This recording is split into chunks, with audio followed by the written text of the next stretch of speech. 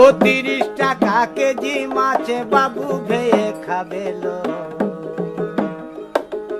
জল দিয়ে বেশি করিস না, 8টা বাজে দেরি করিস না, 8টা বাজে দেরি করিস না। ও 30 টাকা কেজি মাছে বাবু ভেয়ে খাবেলো। জল দিয়ে বেশি করিস না, 8টা বাজে দেরি করিস না।